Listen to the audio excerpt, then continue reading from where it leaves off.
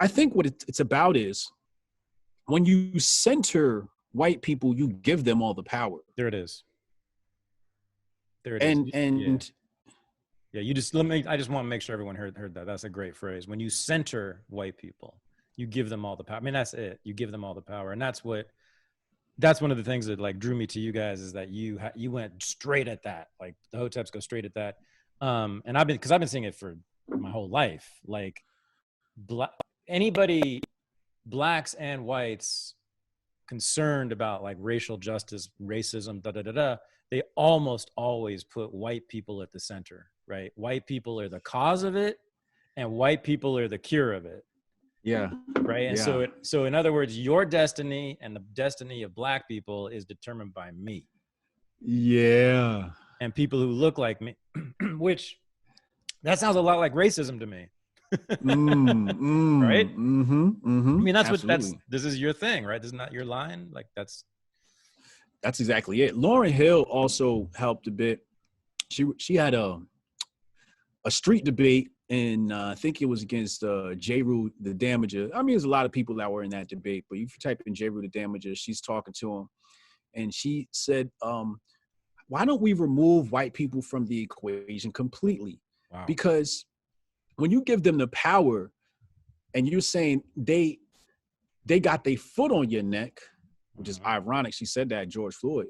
Yep. But when you give them the power to say they got their foot on the neck, that means they also have to have the power to take it off of your neck. Right. Which means you can't move until they say so. That's right. So let's remove them from the equation completely. That's not to say racism doesn't exist or to say racism isn't a problem. No, it's not the problem. The problem is a lack of power. Mm-hmm. Right? So had I had more power as a black child, let's say I was 6'2" and 5th grade, I doubt they would have been as, you know what I mean? It was only because I was the smallest kid in the class and black. Right. Because I noticed that when I got to some of the other grades, now I'm like, oh, we have black people in this town. I had no idea. So you get to 7th grade and you said they're black people. You're like, oh, you treat him you're a little bit nicer to that. Oh yeah, you're scared of him. It's just because I'm little and black. So this is a power thing, right? Yeah. So it's about the acquisition of power. And there are things personality-wise I could have done to ease some of the tension during those times. But I think you would have to have as much wisdom as I have now to do that. A child wouldn't have as much wisdom to deal with that type of environment, but it's definitely about power, man. Right. And so this is the Hotep's answer, I believe, from what I've been hearing from you guys, is the same answer that Nation of Islam gave, that Marcus Garvey gave, that the Black Panthers gave, which is build our own institutions and stop worrying about white people. Yeah. Right? Yeah, screw the Black Panther movie. Like you know, we've made so many black movies, so many movies about Africa, right? Birth of a Nation, Nate Parker, what's his name? Oh yeah. You're talking about the Nat Turner movie. Yes. Yes. When that movie was about to be released, there was a smear campaign against him, which was led by black feminists. Right. That he was a rapist. Yeah. Yeah. From something that had already been settled and proven and in court. That's been proven he was innocent. I read the court documents. It's ridiculous. Yes. It's ridiculous. He did not rape anybody. Right. He did not. Exactly. Yeah. And they pulled this back up and tried to make it seem like he did, and he had to come out and apologize. But they did this right before that movie came out, right? Which was very suspicious. But then when Stan Lee and his team put black people in a movie, everybody wants to dress up like they're from Zamunda, right? And it's just like, why do you want to be so quick to accept it when the white man gives it to you, but when the black man gives it to you, it's like, no, we don't want it. It's Stockholm syndrome. Oh, yeah. Where they actually do love white people. They say they hate white people, but no, y'all love them. So when I was Ali Shakur, I used to put out these videos. I said, black people are like a jealous ex-girlfriend. Yep. That's what we are. It's like we're mad that we got dumped. Yep. It's like, yo, get over it and move on. Mm-hmm. You know, worry about yourself. You know, everybody wants to integrate. Integration was infiltration. That's how my uncles taught it to me. Shout out to my uncle Odell. He said integration was infiltration. He walked up to me. He said it in my ear. He said, yo, nephew, you know, we were in family setting, you know, holiday style. And we weren't even talking about nothing like that. I didn't know, but he was watching my YouTube videos. Mm-hmm. And he whispers in my ear, he goes, and I had just did a video on integration. That's how I knew he was watching it. He whispers in my ear, he says, integration was infiltration. And then he walks off and smiles. And I'm like, damn, he was watching the YouTube video. And I didn't have that quote at the time, but that's what I was trying to say. Mm-hmm. But this is what's happening, man. Because integration has always meant in this country, it doesn't have to, but it has always meant in this country, assimilation too. Not just integration, not just, we're not going to just let you in the house. Yeah. We're also going to make you dress like us, talk like us, eat like us. Yeah. Not dance like us. Yeah. Integration is disintegration. Oh, yeah, no, I go farther. This sounds like crazy talk, but honestly, it's cultural genocide. Yes, it's disintegration of your culture. It's genocide. It's an elimination. I mean, yes. So during Reconstruction after slavery, right? What did the North do? It established 2,000 schools all across the South for ex-slaves, which now all the white liberals, they see that as like a great moment in liberal history, right?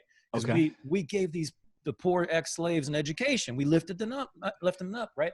And it's true, like some of what they taught them was math, and some of what they taught them was like English, but a lot of what they taught them was how to be white. And I mean like specific shit. I'm talking about, here's the Bible, here's how to read it. You won't ever have sex outside of marriage. You won't do any dancing anymore. You will speak just like us. None of this dialect bullshit, right? Yeah. Even though all of our young people are all the young white people are dancing like you and talking like you and wanting to be a lot like you. No. Yeah. And we got to be. You will like this part because I know you have a cultural conservative streak. But like, if you're a woman, you're going to be a wife and a mother. If you're a dude, you're going to be a father and a husband. That's it. So like total assimilation into the white puritanical formal culture, right? And but what we'll give you is citizenship. We'll protect you. We'll protect you from all the racist crackers around you who want to like re-enslave you, right? So that's the deal. This is what was said during Reconstruction, right? And that never changed. See, that continued onward. Like, and even Frederick Douglass was about this. Of course, you know, Booker T. Washington was about this, right? Ida B. Wells was about it. She talked about how she loved the Christian white teachers that she got because they taught her the real way to be. Okay. All the civil rights. Martin Luther King gave he gave sermons that sound like the Ku Klux Klan talking. I'll send it. I'm serious. I know. I need you to send them to me, but I know. You know about, okay, so you know about King, those are the ones you can't find on Google. That's right. Yeah, you can't. But you know what I'm talking about. When King was sermonizing in black churches and telling them how, like, they need to stop drinking and fucking and all that, right? Yeah. So damn straight integration was infiltration. That's why today, you know, like they have these millions of dollars, right? They're like, oh yeah, we're going to send all those millions of dollars to scholarships to black folks and we're going to send them to school. And it's the one thing I be saying, I'm like, yeah, I know that shit sound good. And I know that degree look good, but man, you just going to fuck us up for another 100 years. Who do you think runs those schools? Who do you think founded those schools?